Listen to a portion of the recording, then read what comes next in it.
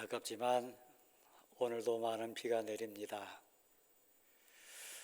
우리가 은혜라고 하는 표현을 쓸 때 성경의 표현 빌어보면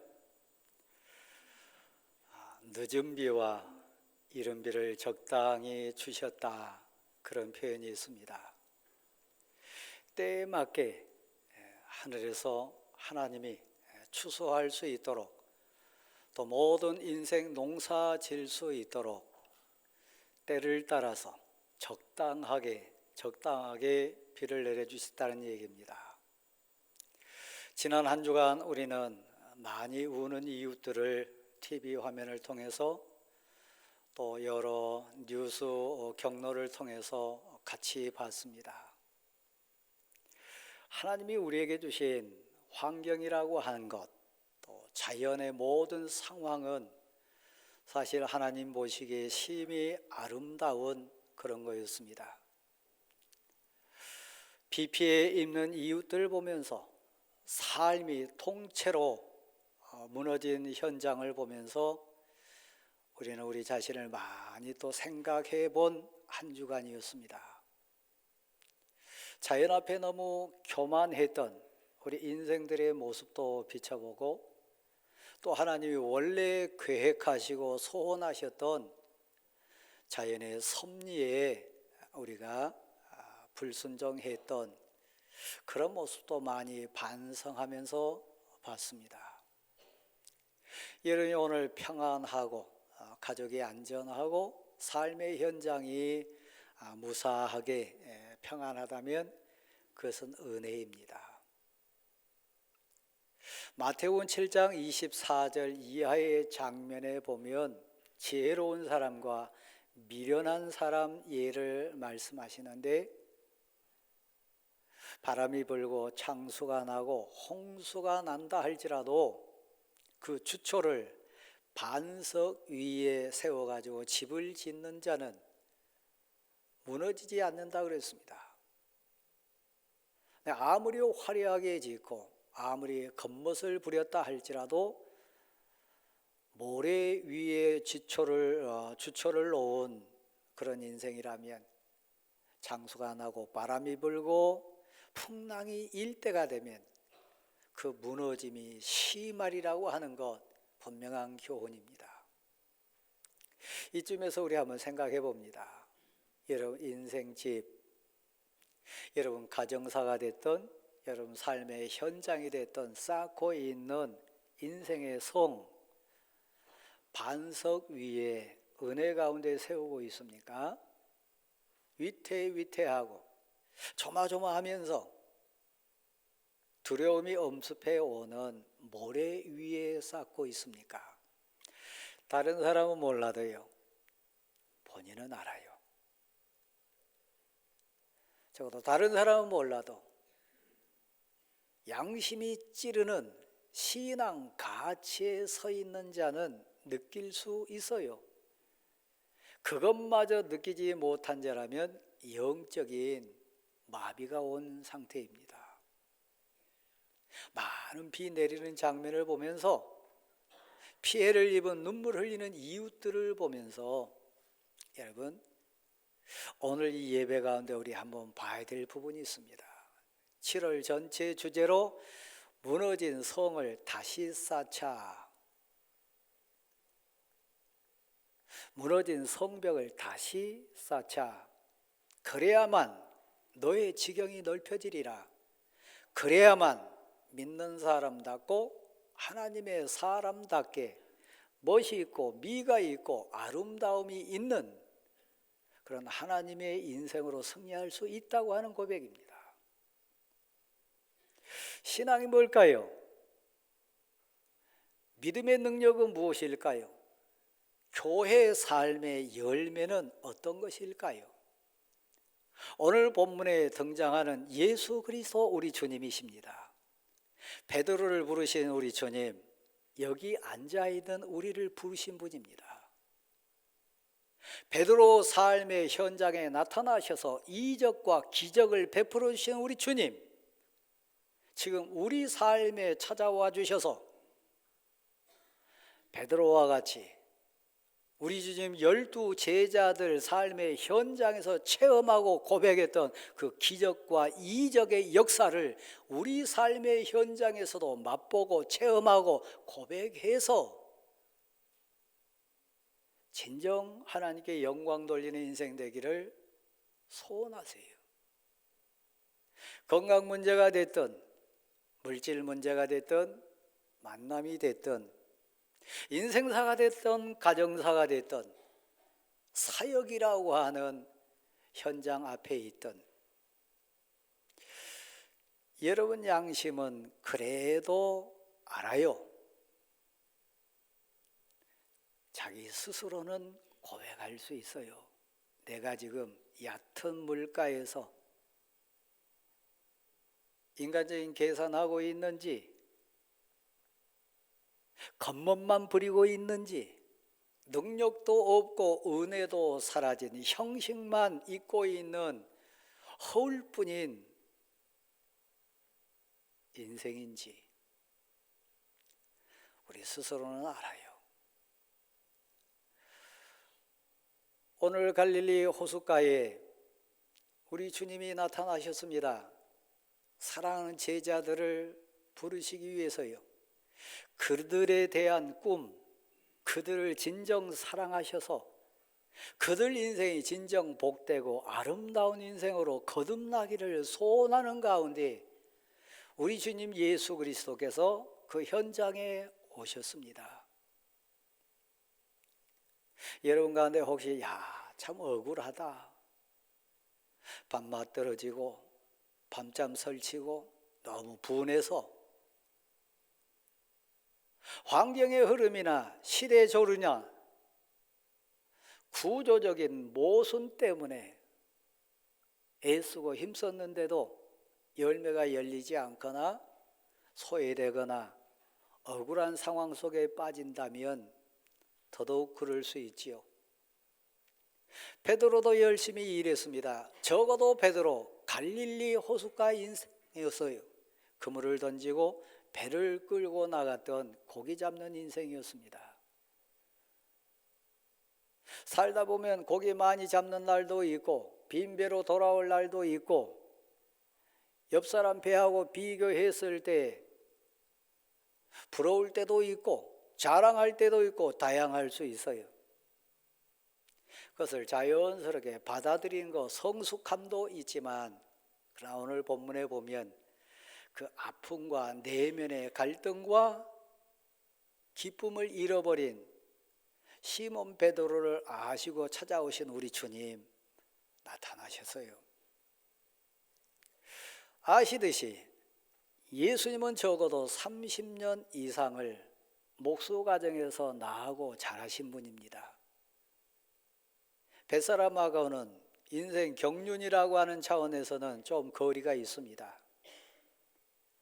오히려 고기 잡고 그물 던지는 이 어부의 삶은 잔뼈가 호숫가에서 굳은 베드로 시몬이 더 경륜자일 수 있어요.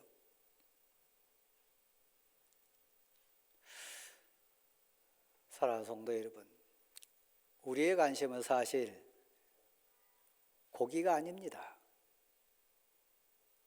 우리가 슬프고 우리가 억울하고 사실 우리가 열등감에 빠지기도 하고 괴로운 것은 사실 환경이 아닙니다. 배 크기도 아니고 그물 숫자도 아닙니다. 고기 마리수에 있지 않습니다. 바다가 깊냐 낮냐 그것도 사실 아닙니다. 대전제예요. 한번 받아실까요? 나는 주님을 만났습니다. 그 고백이 있다면요. 베드로 밤이 새도록 뱃일을 했습니다. 놓은 거 아닙니다. 구조적인 모순, 시대 흐름, 상황의 이런 분위기, 그것 때문에 사실 망한 사람 많습니다. 군사 독재 시절에 고난받은 수많은 우리 이웃들 있었습니다. 지금도 경제 정의나 경제 공의에 치여가지고 눈물 흘리는 아픔 당하는 이웃들도 많이 있습니다. 설명 안 돼요.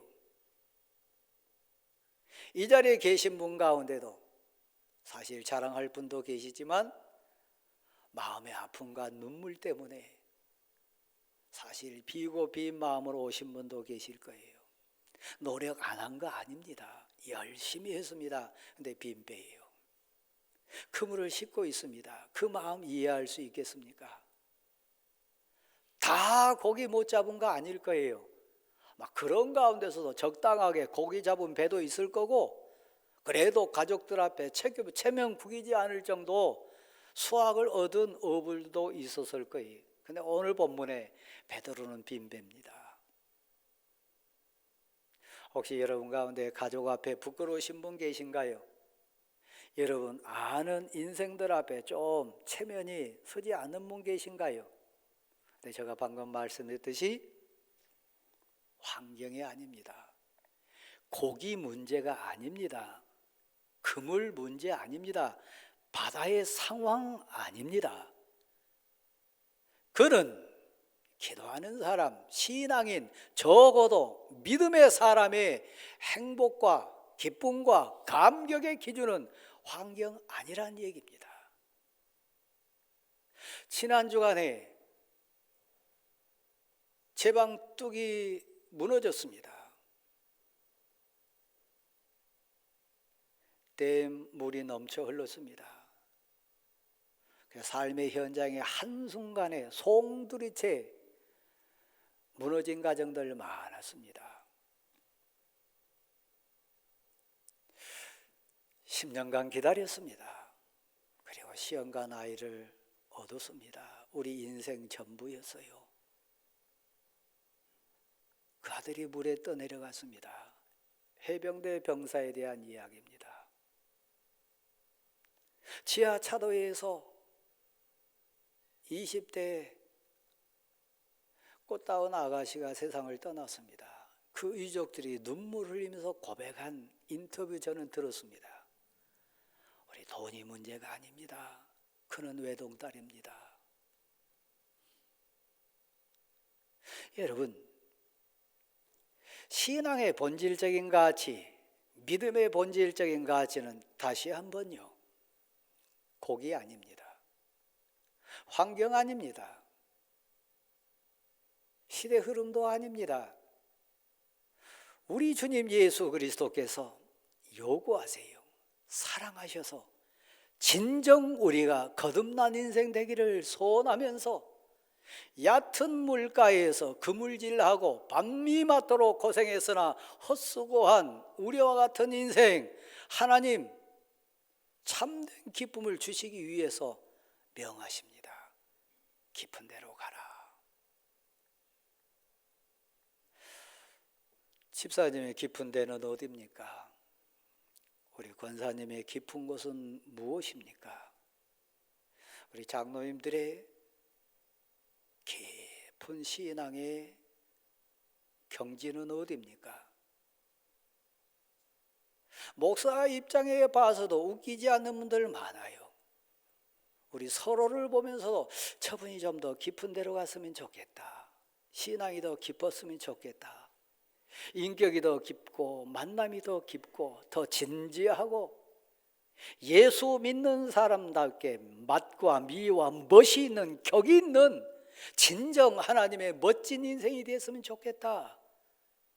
남편을 보면서 아내를 보면서 사랑 가족을 보면서 우리는 그런 소원 같습니다. 겉멋 말고요, 깊은 데로 가라. 고기 잡으라고 깊은 데 가라고 한 것 아닙니다. 한 번 만선할 수 있어요. 다음 날도 만선하란 법은 없습니다. 우리 주님이 진정 깊은 데로 가라고 요구하신 이유는 고기 잡는 그 자체 아닙니다. 그곳에 가서 전능하신 하나님, 나의 하나님, 내 생명의 주인 되신 하나님, 나와 함께 하신 하나님, 만왕의 왕이신 하나님이 하나님 되심을 내가 하나님의 사람임을 그 현장에서 체험하고 고백하고 하늘길이 열리기를 소원하는 우리 주님 예수 그리스도의 애절한 권고이지 먹고 마시고 입는 문제 아닙니다. 교회 오셨나요? 먹는 문제 때문에 오셨습니까? 입는 문제나 이 세상 가치 때문에 왔습니까? 얕은 것이요. 주님이 깊은 데로 가라 말씀하시고 명하셨을 때는 우리 주님의 사랑이 있습니다. 사랑하는 성도 여러분, 사실 제 방뚝이 무너지고 물난리 나가지고 아픔 당해서 우는 이웃들보다 지난 한 주간 우리 민족은 많이 괴로워했습니다. 많이 아파했습니다. 너무너무 힘들었습니다. 여러분은 어땠는지 모르지만 저는 그랬습니다. 왜냐하면 우리 사이에 가치의 뚝이 무너졌어요. 진정 무너져서는 안 될 가장 귀하고 고귀한 가치의 제방이 터져버렸어요. 초등학교 교사들에 대한 얘기입니다. 교단의 교권이 무너졌어요. 선생님이라고 하는 가치가 무너졌어요. 요즘 초등학교 교사 그만두겠다고 하는 선생님들 많답니다. 사범대학이나 초등학교 교사를 양육하는 대학에 지원자가 많이 줄었다고 합니다. 저를 보실랍니까? 그 얘기를 하는 저는 너무 부끄럽습니다. 너무 아픕니다. 그리고 괴롭습니다. 초등학교 선생님들 문제가 아닐까요? 믿음의 영역인 교회 안으로 한번 예를 들어볼까요? 신학생이 줄고 있습니다. 교육전사님을 청빙할 수가 없습니다. 부목사 모시는 게 하늘의 별따기입니다. 여러분 오해하시면 안 돼요. 막 신학생이 넘친다고 생각하십니까? 막 지원자가 막 줄 섰다고 생각하십니까? 아니요. 신학생이 없어요. 교육전사님을 청빙 못해요. 저 친구 목회자들 가운데도 너무너무 괴로워하고 있어요. 부교육자가 없어서. 아무리 공고를 내고 아무리 청빙하려고 해도 지원자가 없으니까 이게 한국교회 현실입니다. 왜 그런지 아십니까? 다시 절 보세요. 얕은 물가에서 은혜를 모르고 주님을 만나지 못하고 신앙의 가치 뚝이 무너진 한국교회 성도들 앞에 그들이 설 자신이 없기 때문에 교육전사 지원 안 해요. 오히려 아르바이트 현장으로 가요. 우리 교회는 어떻다고 생각합니까? 우리 교회 규모 이 정도 수준인데도요. 직감적으로 아실 거예요. 우리 교회 교육전사 한 분 계셔요. 청빙하기가 힘들어요. 없어요. 우리 교회 부목사님 청빙 광고 내면 막 줄 선다고 생각합니까? 아니요.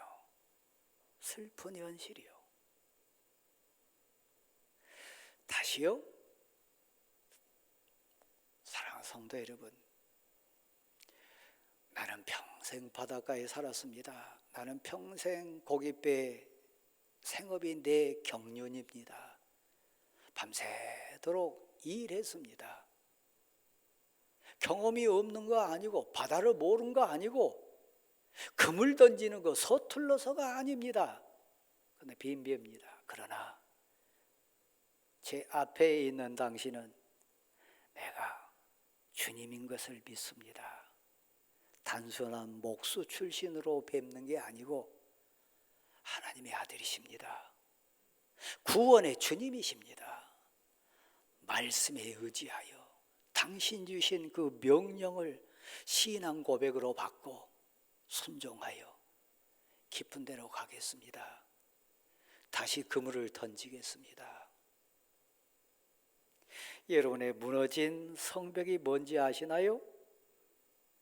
이 고백 없는 거예요. 교회 공동체에 대해서, 교회 직분에 대해서, 교회 사역에 대해서 하나님이 명한 사명에 대해서 나는 평생 고기 잡은 인생이었으나, 밤새도록 고생했으나 내 모든 경험, 세상 지식, 합리성, 세상 모든 지혜 다 내려놓습니다. 주님이 나의 구세주입니다. 한번 받아십시다. 말씀에 의지하여 순종하겠습니다. 그때 역사는 일어나요. 그때 믿음의 가치는 능력이 됩니다. 그때 하나님은 하나님 되심을 그 인생을 통해 나타내십니다. 2배 가득 고기가 찼습니다. 그물이 찢어질 정도로 고기가 올라왔습니다. 고기 잡아서 행복합니까? 2배 가득한 고기 때문에 지금 막 감격합니까? 그 고기요, 그 배요, 순간이요, 그것 아니에요. 나는 이 그물질을 통해서, 이 고깃배 일을 통해서 주님을 만났습니다. 하나님의 능력을 체험했습니다. 하나님이 나와 함께 하심을, 하나님이 내 인생을 주관하고 계심을, 하나님이 나와 함께 하심을 이 현장에서 기적으로, 이적으로 만났습니다. 보니 나는 죄인일 뿐입니다. 주님을 만났습니다. 이 7월 삶 속에, 여러분의 인생사 속에 돈을 의지하지 마십시오. 배나 그물이나 바다 상황을 핑계하지 마십시오.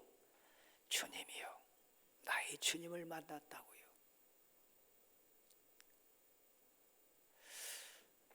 그때 우리 주님이 말씀 주십니다. 이제부터 너는, 이후로 너는, 전능자를 만난 너는, 말씀의 능력에 순종해서 체험이 있는 너는, 기도가 무엇이고 말씀의 권위가 무엇이고 귀한 신앙 고백이 무엇인지 아는 너는 이제부터 단순히 고기 잡는 인생 아니라 단순히 먹고 마시고 입는 환경의 메인 인생이 아니라 나 여호와 하나님이 너와 함께한다.